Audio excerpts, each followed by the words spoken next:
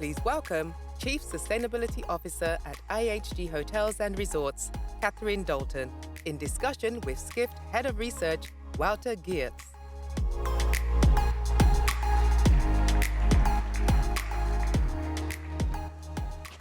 Hi everyone, thanks for still being here. Lunch is not too far away, I think. Got a great speaker here today, Catherine Dolton. Thanks very much for joining us. Chief Sustainability Officer at IHG, obviously a company well known in this room, I'm sure. And I personally feel that you're one of the hotel companies that's actually doing a lot on sustainability, a lot of reporting, a lot of measuring. So I'm very excited. I want to go a little bit into the technical details, because I know you know your stuff and you know all the numbers. But to start off and get the audience with us as well, Yep. Let's talk a little bit about stakeholders. So the hotel industry obviously has a lot of different stakeholders, consumers being obviously one of the major ones. Is sustainability for the consumer going beyond reusing their towel by now, or are we still sort of at that level? Great question, and really good to be here today. Talking about sustainability at this conference, it's fantastic for me and for everything that we're all trying to do in this front. Consumers obviously play a really, really large part in the sustainability story. I think for us, obviously, as we think about, IHG 6,100 hotels, predominantly managed and franchised, so it's all about how we are working with our partners, the third-party owners, to build the business case for sustainability. So actually the customers come into that. How are we thinking about the top line? How are we thinking about how sustainability is helping to drive the top line? And so I think there's a huge amount that we do, and we can do more around consumers. So Six Senses is one of our brands. They do a lot around sustainability, around engaging with consumers, lots of great commitments. I think the industry as a whole is a bit stuck on the put your card on the bed if you don't want your towels washing or your sheets washing. And I think it's up to consumers to sort of think about what they want and how they can drive more action through giving feedback to the brands. For us, we're thinking now about what do each of our brands want to stand for in this space? How do we differentiate, focusing on specific elements of sustainability? But as an industry, I suppose inherently, you're trying to hide a lot of your processes to the guest, right? I mean, back of house is something that guests shouldn't see. Yep. So how do you take people on a journey of explaining what you're actually doing on sustainability when so much is happening behind the scene? I mean, the amount of time I've heard, oh, they changed my towel even though I put it on the hook, and that kind of stuff. People don't know actually what's going on in their rooms and behind the scenes. So how far do you take that communication? Are you seeing a change where consumers want more communication? Definitely, and we have our Journey to Tomorrow 10-year responsible business plan, which is not just around the environmental sustainability aspects, so the carbon, waste, and water. It's around the people, it's around the communities. So I think as an industry, obviously the hotels are at the heart of their communities. So I think how we can package up that sustainability story to say, look, this is why it matters to the individual hotel that you are staying in. These are the people who are working in the hotel. These are the natural resources, the biodiversity of that hotel, and really start to integrate more of that community story, I think would go a long way with guests. Interesting. And you mentioned Six Senses just now. What is your opinion on, I know Six Senses is a big one. Preferred Hotels has Beyond Green that they recently launched. You've got some other smaller, I know in the UK there's Room 2 and there's One Hotels, and there's some brands or some hotel companies that are really pushing themselves as sustainable. Sustainability is one of their USPs. Is that the way forward, or is that actually sort of detrimental maybe to sort of the general effort as a company with so many brands? Do you focus on one brand being very sustainable, or is it actually detrimental to the efforts that you're doing in all the other brands? I think it's all about credibility of what you're doing. So I think as long as there is a baseline of, we're doing a lot around, energy conservation. So how do you actually get the whole portfolio headed down the right path towards, say, science-based targets? then I think that individual brands can pick off certain elements that really resonate with their guests. But I think if you're doing that bit without doing the sort of the solid, how are you actually moving the data, how are you reducing consumption, reducing waste and water, then it's not very meaningful. Interesting. Now, people here might not know, you were actually the head of investor relations before you took on this role. So going down the line of different investors or different stakeholders, what are investors looking for nowadays, and what does sustainability actually make money talk, or what are they looking for? Yeah, it's an interesting question. I know you've got Richard Clark on later, who obviously has the investor view, who I know well from my IR days. So actually, do you know what? When I was in IR, the conversations about all things ESG, environmental, social governance, was sort of part of what made me want to move into sustainability. I'd sort of seen the increasing interest from, at that time, and this was sort of 4.5 years ago, the ESG specialist analysts at the fund managers. And so, you know, there were increasing questions around this, so the scrutiny was starting to grow. I think we've come a huge long way on that, and that was certainly one of the, you know, I think the drivers behind a lot of companies such as ours setting science-based targets has been the investor community. I think it's also really helped. I'm probably one of the very few people who actually like something called TCFD, which is Task Force for Climate-Related Financial Disclosures, because again, it's rolls off the tongue, doesn't it? It does. It's so snappy. So that's about thinking about long-term climate risk and how you incorporate it into your business, into your strategy, into your risk management. And for me, that's been really helpful because, again, that is sort of focused primarily on shareholders. But again, it's been able to really help drive us internally to think about climate risk. But what I would say, however, is I think you've got that ongoing tension, should I say, between, you know, we are a listed company, our competitors are listed companies. You are still going to have the short-term metrics and KPIs that the city, the street are measuring you against, while at the same time you have the longer-term targets around climate, and sometimes there are some tensions between those. So I think, you know, it's an interesting problem because shareholders will often be focusing in the first instance on those short-term KPIs, and those almost give you a license to be talking about the longer term. So today, is sustainability for IHG a cost tailwind or a headwind? Is it actually making you guys money? I mean, there's always this conversation, especially when you look at the consumers, why would they need to be paying extra for a sustainable stay when actually you're saving money on not washing towels and sheets and all that stuff? So I know I can get back to that very bad example, but I want to move beyond the towel question. But is it making you guys money, or is it costing you money? And in 10 years' time, do you feel like the low-hanging fruit is gone and then it will actually be really hard to continue that? Or for me, it's more around, I don't think it's a question of whether it's making us money or costing us money. The company as a whole is investing a huge amount towards supporting our work in this area. And that was really driven back when we launched this 10-year Journey to Tomorrow plan in 2021. At the same time, we evolved our purpose as a company to true hospitality for good, just sort of showing, recognizing that we have a role to play, you know, more widely in society.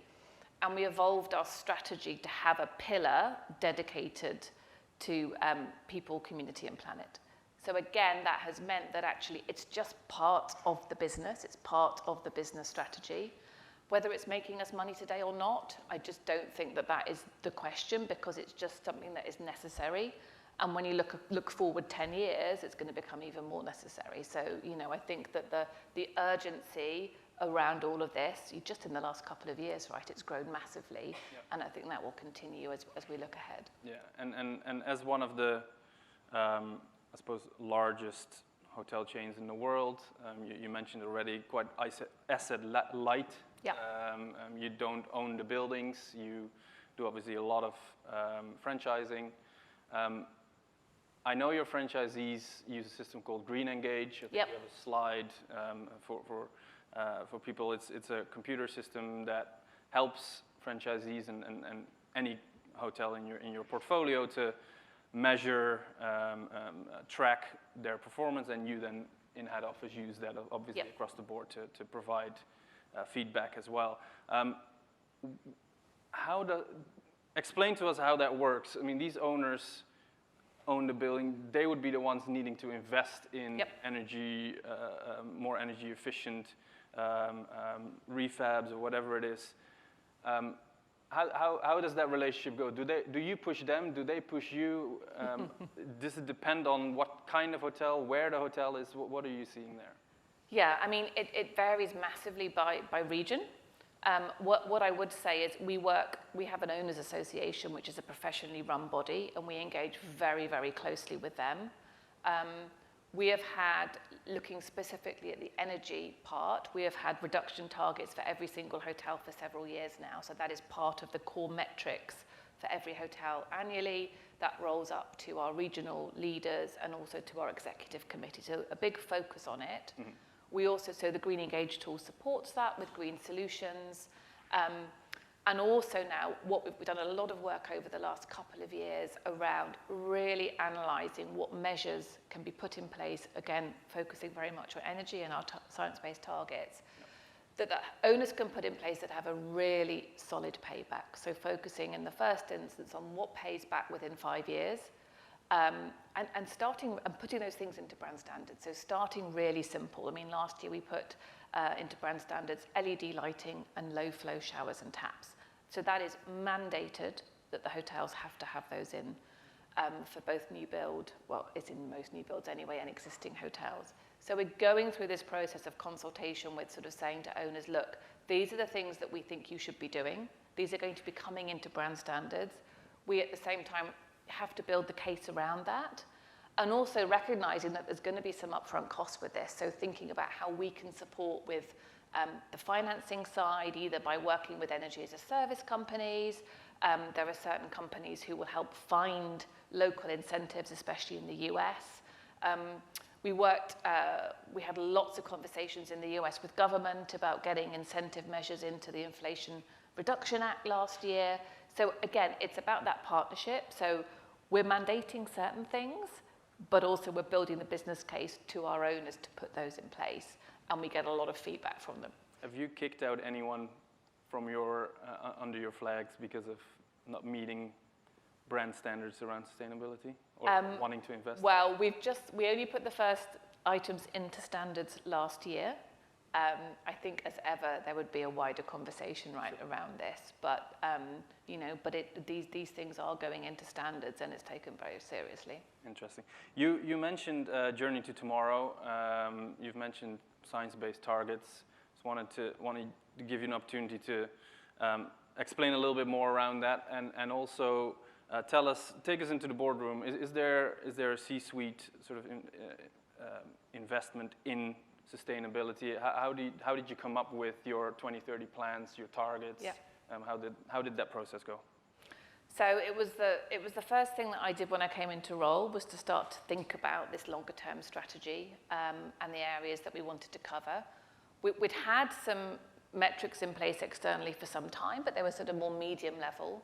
As a UK FTSE 100 company, we have a dedicated board committee for responsible business, so really which comprises non-exec directors, and also our chair and our CEO attend every meeting, so really good tone at the top.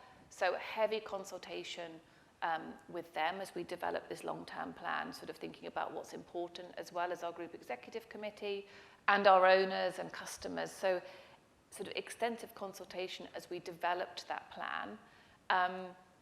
Since that time, we've actually upgraded our science-based targets, so it was aligned with a 2-degree pathway, which was much easier because it was an intensity reduction for our franchise estate.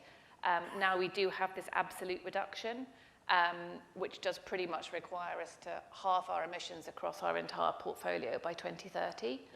And that was that was a conversation that took place at the group executive committee level, with some extensive analysis, looking at what it would take, a discussion around the challenges. So as I said, this is a a strategic pillar of the business, so it's very much part of the boardroom and the exec discussion. Yeah, and this is some research that we did at Skift Research just last week, actually. We launched this, looking at the largest hotel companies. Sadly, Choice isn't here because they don't report anything, but are you confident?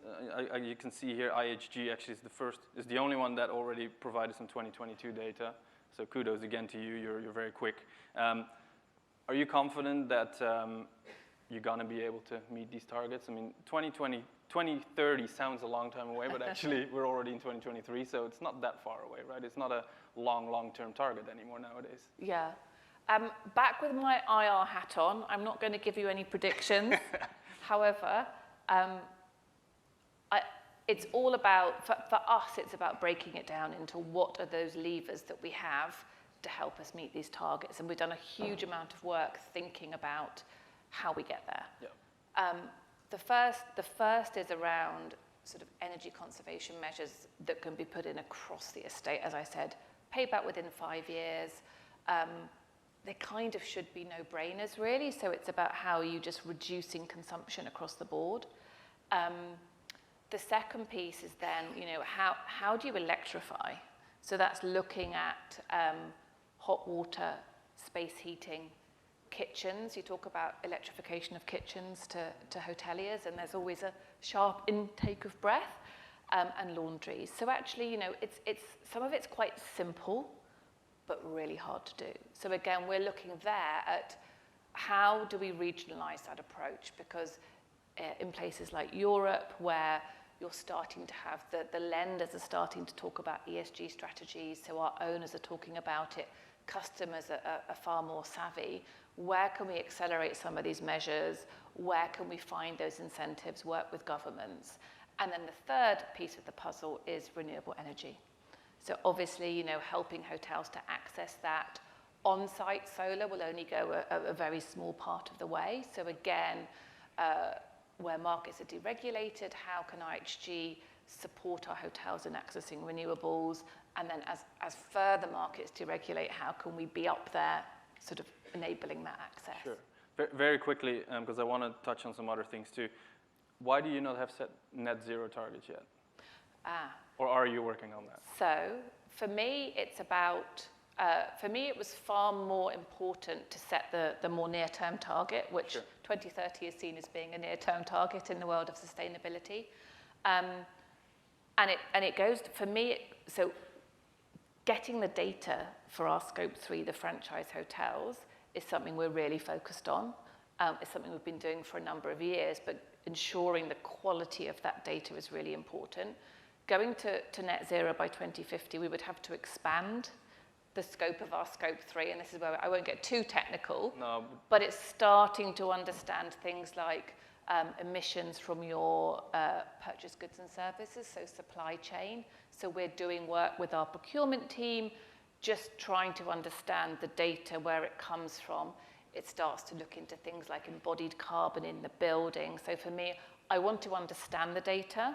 Sure. Before I set a target. Okay. Otherwise, it's not meaningful. Yeah, I think just for the audience, if you're not in this world, Scope 1 and 2 are sort of your direct emissions, and they are regulated, right? You need to, as a public company, you need in the UK, yeah. You need to report on that. Scope 3, not yet at least, but there's a lot of emissions, especially for hotels, because all